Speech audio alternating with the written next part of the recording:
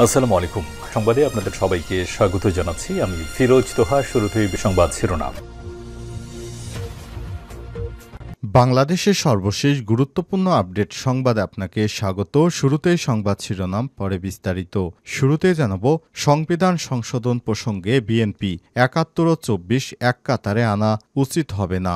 জাতীয় ঐক্যমত্য কমিশনের প্রস্তাবে ১৯৭১ ও ২০২৪কে এক কাতারে আনা হয়েছে, যা সমুচিত নয় বলে মনে করে বিএনপি। রাষ্ট্রের সাংবিধানিক নাম পরিবর্তন করার প্রয়োজন আছে বলেও মনে করে না দলটি। এ বিষয়ে গুরুত্বপূর্ণ সংবাদ জানাবো, সঙ্গেই থাকুন। আজ বিএনপি নেতা সালাউদ্দিন আহমেদ এর নেতৃত্বে ঐক্যমত্য কমিশনের কাছে লিখিতভাবে দলীয় মতামত জমা দিয়েছে বিএনপি। এরপর জানাবো রোহিঙ্গা অনুপ্রবেশ ঠেকাতে গিয়ে বঙ্গোপসাগরে নিখোঁজ বিজিবি সদস্যের লাশ উদ্ধার। রোহিঙ্গা অনুপ্রবেশ ঠেকাতে গিয়ে নিখোঁজ হয়েছিলেন বিজিবি সদস্য বিল্লাল। আজ ২ দিন পর তার লাশ উদ্ধার করা হয়েছে। এদিকে জুলাই গণ অভ্যুত্থানে আশুলিয়ায় ৬ লাশ পোড়ানোর মামলায় তদন্ত শেষ, বললেন চিফ প্রসিকিউটর। জুলাই অভ্যুত্থানে ঢাকার আশুলিয়ায় হত্যার পর ৬টি লাশ পোড়ানোর ঘটনায় মামলার তদন্ত কাজ শেষ হয়েছে বলে জানিয়েছে আন্তর্জাতিক অপরাধ ট্রাইব্যুনালের চিফ প্রসিকিউটর তাজুল ইসলাম। রোববার ২৩শে মার্চ দুপুরে সাংবাদিকদের এসব কথা বলেন তিনি। এবারে জানাবো স্বাস্থ্য মন্ত্রণালয়ের সেই মালিকের ১৩ বছরের কারাদণ্ড। অবৈধ সম্পদ অর্জনের অভিযোগে স্বাস্থ্য মন্ত্রণালয়ের আলোচিত সাবেক গাড়ি চালক আব্দুল মালেকের পৃথক ২টি ধারায় ১৩ বছরের সশ্রম কারাদণ্ড দিয়েছে আদালত। আজ ২৩শে মার্চ ঢাকার বিশেষ জাজ আদালত ৬-এর বিচারক জাকারিয়া হোসেনের আদালত আসামির উপস্থিতিতে রায় দেন। এদিকে প্রবাসীর স্ত্রীকে প্রেমের ফাঁদে ফেলে আওয়ামী লীগ নেতা গ্রেপ্তার। কিশোরগঞ্জের ভৈরবে প্রবাসীর স্ত্রীকে ধর্ষণের ঘটনায় এক আওয়ামী লীগ নেতা গ্রেপ্তার হয়েছে। শনিবার ২২শে মার্চ রাতে উপজেলার শ্রীনগর থেকে তাকে গ্রেপ্তার করা হয়। আজ ২৩শে মার্চ সংবাদ সম্মেলনে বিষয়টি নিশ্চিত করেছে পুলিশ। এবং সর্বশেষ জানাবো ইসরায়েলে আরও ভয়ঙ্কর হামলার পরিকল্পনা করছে ইরান। একসময় মধ্যপ্রাচ্যে তথা পুরো বিশ্বের মধ্যে অন্যতম শক্তিধর ছিল ইরান। এখন আগের সেই ভার নেই ঠিকই, কিন্তু এখন আঞ্চলিক এবং বৈশ্বিক পরিমণ্ডলে ইরানের প্রভাব নিতান্তই কম নয়। আবারও তারা দখলদার ইসরায়েলে আরও ভয়ঙ্কর হামলার পরিকল্পনা করছে বলে জানিয়েছে রয়টার্স। প্রিয় দর্শক, এতক্ষণ শুনছিলেন সংবাদ শিরোনাম, এবারে বিস্তারিত। তবে তার আগে বন্ধুরা অনুরোধ থাকবে সংবাদটিতে একটি লাইক দিন। এই চ্যানেলে আপনি নতুন হয়ে থাকলে আমাদের সংবাদটি দেখতে দেখতে চ্যানেলটি সাবস্ক্রাইব করে রাখুন। কমেন্ট করে বন্ধুরা আপনার মূল্যবান মতামত জানিয়ে দিন আপনি বিশ্বের কোন দেশ থেকে বা বাংলাদেশের কোন স্থান থেকে আমাদের সংবাদটি দেখছেন এবং শুনছেন। আর বন্ধুরা, এই সংবাদটি আপনার সোশ্যাল মিডিয়া ফেসবুকে বন্ধুদের মাঝে শেয়ার করে দিন, যাতে করে তারাও সবার আগে এই গুরুত্ব সংবাদটি দেখতে পারে। সংবিধান সংশোধন প্রসঙ্গে বিএনপি ৭১ ও ২৪ এক কাতারে আনা সমুচিত নয়। জাতীয় ঐক্যমত্য কমিশনের প্রস্তাবে ১৯৭১ ও ২০২৪কে এক কাতারে আনা হয়েছে, যা সমুচিত নয় বলে মনে করে বিএনপি।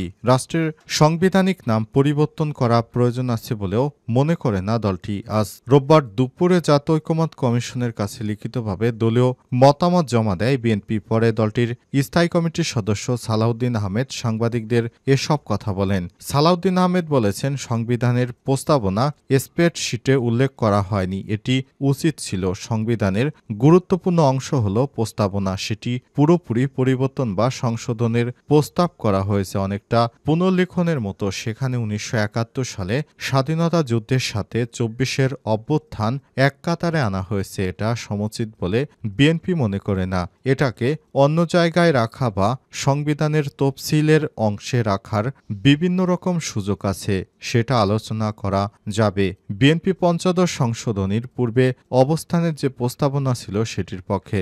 সংবিধানে রাষ্ট্রের নাম পরিবর্তন বিষয়ে তিনি বলেন, বাংলাদেশের মানুষ দীর্ঘদিনের প্র্যাকটিসের মাধ্যমে রাষ্ট্রের নাম মেনে নিয়েছে, এটা নিয়ে কতটুকু অর্জন হবে তা প্রশ্নের দাবি রাখে। এ বিষয়ে বিএনপি একমত নয়। এনআইডি ও সীমানা নির্ধারণ ক্ষমতা নির্বাচন কমিশনের হাতে রাখতে মতামত দিয়েছে বিএনপি। সংস্কার কমিশনের সুপারিশ নিয়ে নির্বাচন কমিশনের পক্ষ থেকে একই মত দেয়া হয়েছিল। জাতীয় ঐক্যমত্য কমিশনের মতামত জমা দিতে আজ দুপুর ১টার দিকে বিএনপির স্থায়ী কমিটির সদস্য সালাউদ্দিন আহমেদের নেতৃত্বে বিএনপির নেতাকর্মীরা আসেন এবং অধ্যাপক ড আলী রিয়াজের হাতে বিএনপির পক্ষ থেকে এই প্রস্তাবনা তুলে দেয়া হয়। রোহিঙ্গা অনুপ্রবেশ ঠেকাতে গিয়ে নিখোঁজ বিজিবি সদস্যের লাশ উদ্ধার। রোহিঙ্গা অনুপ্রবেশ ঠেকাতে গিয়ে বঙ্গোপসাগরে পড়ে নিখোঁজ হন বিজিবি সদস্য বিল্লাল। নিখোঁজের একদিন পর ওই বিজিবি সদস্যের লাশ উদ্ধার করা হয়েছে রোববার টেকনাফের 0 পয়েন্টের পশ্চিম বিচ সংলগ্ন এলাকা থেকে তার লাশটি উদ্ধার করা হয়। বিল্লাল টেকনাফ ব্যাটালিয়ন 2 বিজিবির অধীনে সাপরির দ্বীপ বিওপিতে কর্মরত ছিলেন। স্থানীয় সূত্র থেকে জানা গেছে, বঙ্গোপসাগরে জ্বরের পানিতে ভেসে নিখোঁজ বিজিবি সদস্যের মধ্য তীরে দেখতে পায় স্থানীয়রা। পরে বিজিবিকে খবর দিলে তারা এসে লাশটি শনাক্ত করে নিয়ে যায়। এর আগে গত শুক্রবার রাতে রোহিঙ্গা অনুপ্রবেশ ঠেকাতে গিয়ে নিখোঁজ হন বিল্লাল। এ বিষয়ে জানতে বিজিবির টেকনাফ ব্যাটালিয়নের অধিনায়ক এর মোবাইল একাধিকবার ফোন দেওয়া হলেও তিনি রিসিভ করেননি। টেকনাফ মডেল থানার ওসি গিয়াসউদ্দিন বলেছে, মরদেহ এখনও আমাদের কাছে আসেনি। তবে সেদিন রাতে নৌকাডুবিতে বেশ কিছু রোহিঙ্গা পানিতে পড়ে গেলে বিজিবির সদস্যরা তাদের উদ্ধার করতে যায়। তখন সাগরে প্রচুর ঢেউ ছিল। সেই ঢেউয়ের মধ্যে পড়েই বিজিবির সদস্য মারা গিয়েছেন। আজ 2 দিন যাবৎ তার লাশ খোঁজা হচ্ছিল। অবশেষে তার লাশ উদ্ধার করা হয়েছে। পরিবারের সঙ্গে আলোচনা করে লাশ হস্তান্তরের ব্যবস্থা করা হচ্ছে বলেও জানানো হয়েছে।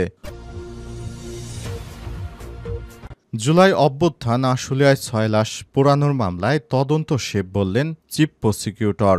জুলাই অভ্যুত্থানে ঢাকার আশুলিয়ায় হত্যার পর 6 লাশ পোড়ানোর ঘটনায় মামলার তদন্তর কাজ শেষ হয়েছে বলে জানিয়েছেন আন্তর্জাতিক অপরাধ ট্রাইব্যুনালের চিফ প্রসিকিউটর তাজুল ইসলাম। রোববার 23শে মার্চ দুপুরে সাংবাদিকদের এসব কথা জানান তিনি। তাজুল ইসলাম বলেছেন, জুলাই আগস্টে গণহত্যার মামলায় আশুলিয়ায় পুলিশের কর্মকর্তা কাফির নির্দেশে ছাত্র জনতার অন্তত 6 জনের লাশ সেদিন হত্যার পর একটি ভ্যানে সেখানে লাশগুলো স্তূপ করা হয়। এরপর কাফির নির্দেশে সেই লাশগুলো পুড়িয়ে দেওয়া হয়। এই ঘটনার পরই শেখ হাসিনা পালিয়ে যাওয়ার পর সেদিন কাফি বিদেশে পালাতে গিয়ে বিমানবন্দর থেকে গ্রেপ্তার হন। কাফিকে আন্তর্জাতিক অপরাধ ট্রাইব্যুনালে হাজির করা হচ্ছে।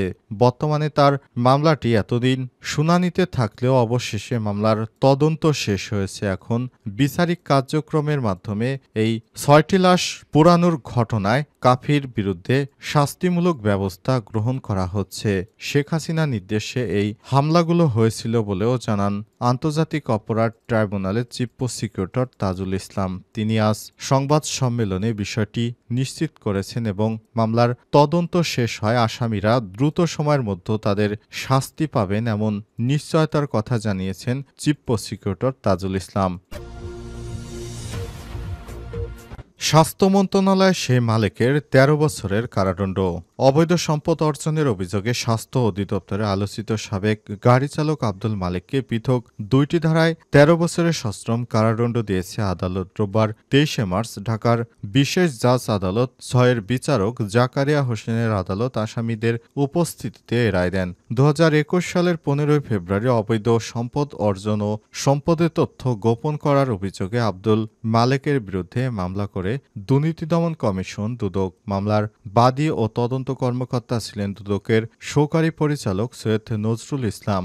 মামলার এজাহার থেকে বলা হয়েছে, আসামি আব্দুল মালিক দুদকের দাখিল করা সম্পদ বিবরণীতে 93,53,648 টাকা মূল্যের স্থাবর ও অস্থাবর সম্পদ অর্জনের তথ্য গোপন করেন। তিনি তার জ্ঞাত আয়ের উৎস বহির্ভূত 1,50,31,810 টাকা মূল্যের অস্থাবর সম্পদ অর্জন করে তা ভোগদখল করছেন। উল্লেখ্য 2020 সালের 20 সেপ্টেম্বর রাজধানীর তুরাগ থানা এলাকা থেকে একটি বিদেশি পিস্তল, জাল টাকা সহ র্যাবের হাতে গ্রেপ্তার হন মালেক। তার বিরুদ্ধে তুরাগ থানায় অস্ত্র নিয়ন্ত্রণ আইন ও বিশেষ ক্ষমতা আইনে মামলা করা হয়। এই মামলার কারণে তিনিও দীর্ঘদিন ধরে জেল হাজতে ছিলেন। এরপর অবশেষে দুদকের মামলার পরিপ্রেক্ষিতে তদন্ত করে মালেকের বিরুদ্ধে স্বাস্থ্য মন্ত্রণালয়ের গাড়ি চালক হিসেবে তার জ্ঞাত আয় বহির্ভূত বিভিন্ন সম্পদের তথ্য পায় দুর্নীতি দমন কমিশন দুদক। এরপর তদন্ত